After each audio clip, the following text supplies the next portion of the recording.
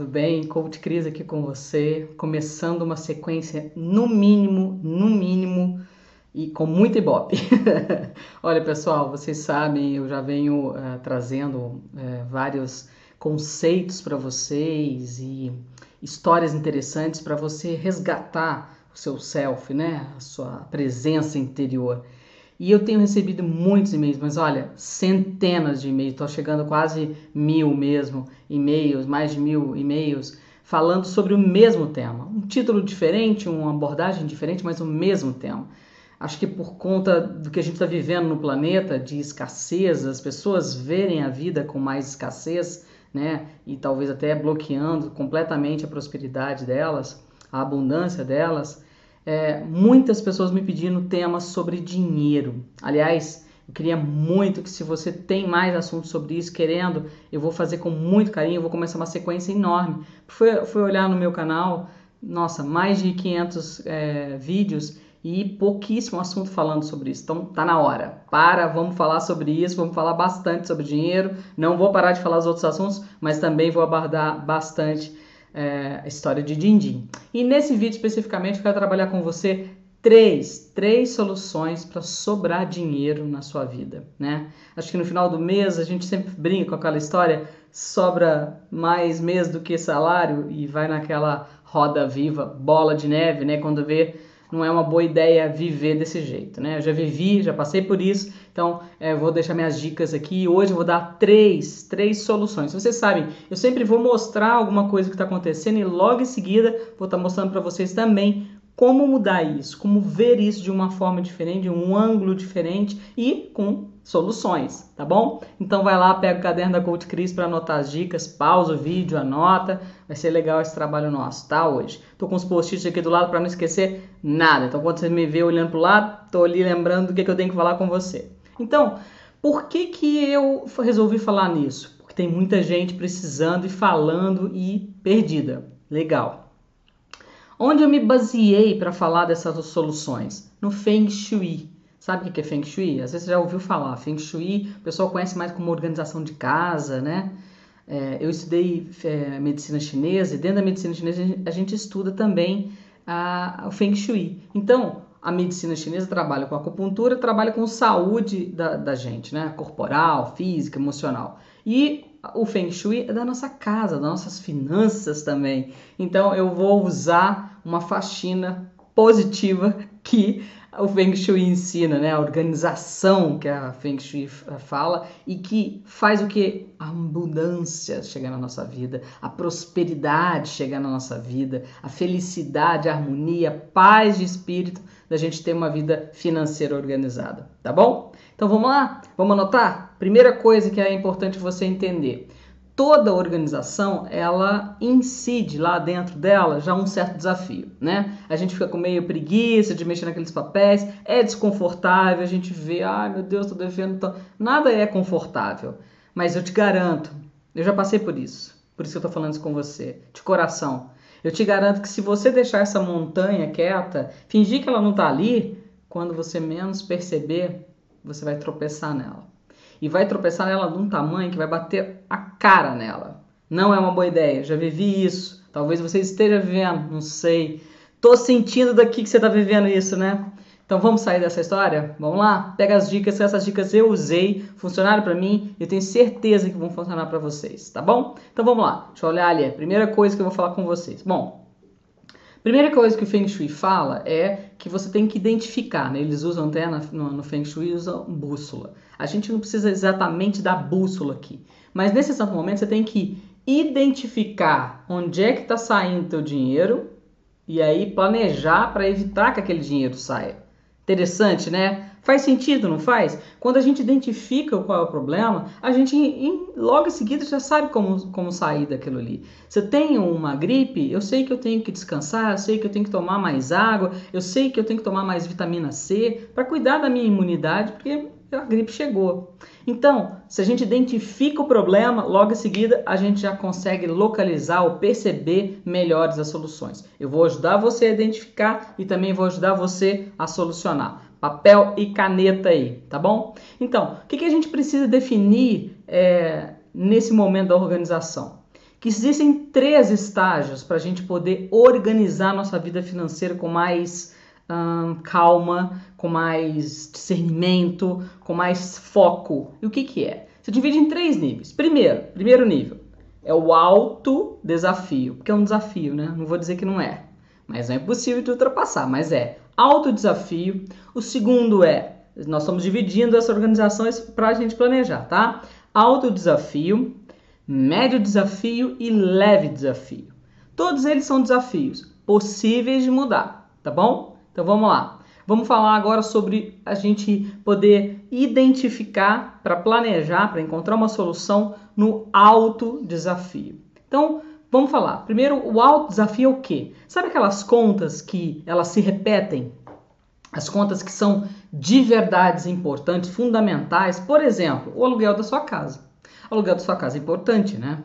O condomínio, de repente, onde você mora, colégio das crianças. É forte. Colégio da criança é forte. Ouço muito as mães aqui dividindo comigo. Outra coisa que é constante, recorrente, IPTU, IPVA, muito forte mesmo. Então, as maritacas aqui concordam. Elas estão fazendo um ninho aqui em cima do meu quarto. Eu amo bicho, você sabe. Então não tem problema com esse som. Espero que não tenha incomodado vocês aí também. E elas estão falando, viu, isso é forte, isso é importante. Olha lá, alto desafio. Então, identificou? Como é que a gente identifica? Anota. Faz uma planilha no seu computador, no seu celular, faz uma planilha no seu caderno, à mão ali, um caderninho pequenininho para fazer esse controle, facinho de carregar tudo que é canto, não tem desculpa, ou no seu próprio celular, né? Tem tantos blocos de anotações gratuitos, apps, que você pode baixar para o seu celular. Então vamos lá, identifica o que é os meus gastos recorrentes, onde eu tenho um alto desafio de controlar e de mudar isso. Por quê? Porque a gente quer identificar, mas a gente não vai ficar lá, ai, meu aluguel, ai, não sei o que, ai. Não, a gente vai encontrar a solução. Então vamos lá. Primeira solução para a gente poder trabalhar com alto desafio. Primeira coisa, vamos falar o exemplo do aluguel. Se você não está conseguindo pagar seu aluguel, ou se ele é muito maior que, de repente, 30%, 40% do seu salário, talvez seja a melhor dica troque de lugar onde você está morando. Pesquise, negocie. Nós estamos numa época de negociação. A crise está para o planeta, é global. Então, vamos tentar mudar essa coisa? Conversa com o proprietário, negocia, né? Porque para ele é muito melhor ele negociar com você por um período, por exemplo, do que ele perder esse inquilino. Porque, não, gente, mar não tá para peixe, né? A coisa tá realmente deixando com que a gente fique, focado, de olho nas coisas. Beleza? Beleza. Por exemplo, seu carro, tá? Você paga uma prestação do seu carro.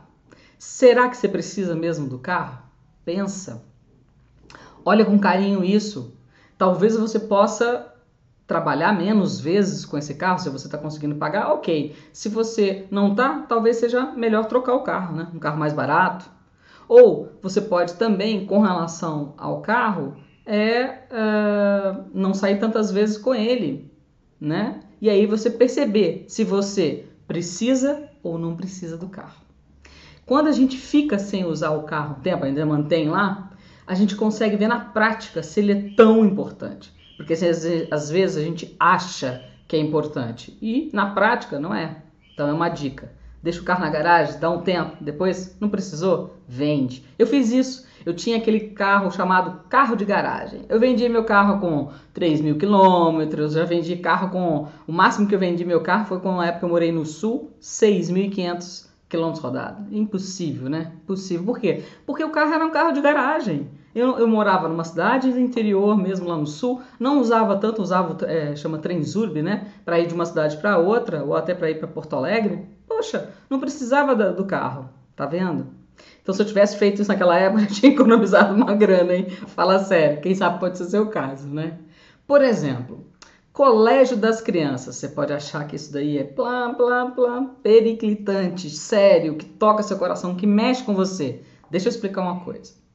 Estude novas opções. Ninguém está falando para você trocar sua criança de colégio agora, mas estuda um pouco mais essas noções, esses jeitos, essas maneiras agora. Dê uma olhadinha em outras escolas, de repente mais perto da sua casa talvez, de repente uma cooperativa, tem tantas cooperativas hoje em dia, né, de escolas, em que os pais fazem coisas lá e pagam menos na mensalidade, quem sabe? Pode até melhorar o nível de conhecimento para o seu filho, para a sua filha. Já pensou nisso? Pois é. Às vezes a gente não vê aquilo que está bem na nossa cara. A gente precisa se afastar para ver, que é o que Feng Shui fala. A gente tem que olhar também do todo, um pouquinho longe do que? Das emoções conflituosas, né? E que realmente pesam. Quando eu falei do carro, por exemplo, tem a ver com o IPVA. Né? PVA é um seguro obrigatório, são pesos no nosso bolso. Então, tem necessidade mesmo esse carro ser tão fundamental? Né? A gente tem Uber, a gente tem táxi, a gente tem metrô, a gente tem ônibus. Quer dizer, a gente pode alugar o carro para uma viagem, a gente precisa ter o carro ali. E você colocar no papel, vai ver o quanto isso pode pesar no seu orçamento final do mês e no ano. Né? É um bem que às vezes custa caro mesmo, ele é pesado mesmo, pesado no sentido de talvez tirar a realização de um outro sonho possível e merecido. Por exemplo, condomínio, né? Condomínio também tem lugares em que o aluguel ele é um X e o condomínio é mais barato.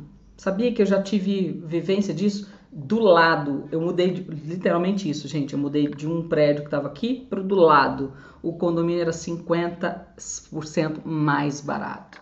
50% mais barato. E eu estava literalmente na mesma rua, do lado. Então, olha que louco, né? A gente tem que pesquisar e tem que negociar. Vai atrás do seu proprietário, do lugar que você está, negocia, tá bom? Legal? Por quê? Porque o alto desafio, ele tá sempre lá tirando sempre altos valores, né? Ele não é uma coisa assim tão simplesinha. Ele é um valor que pesa no seu salário, no que você recebe no final do mês. Legal? Dica legal? Gostou? Fala aqui como é que você tem feito para solucionar. A partir dessa minha dica, me fala outras. Vamos ver que maneira que você pode fazer isso. Legal? Me aguarda no próximo vídeo que eu vou estar falando para você o segundo identificar, para planejar e aí a solução para você ter literalmente sobrar din-din no final do mês, tá bom? Beijo, até lá, tchau, tchau.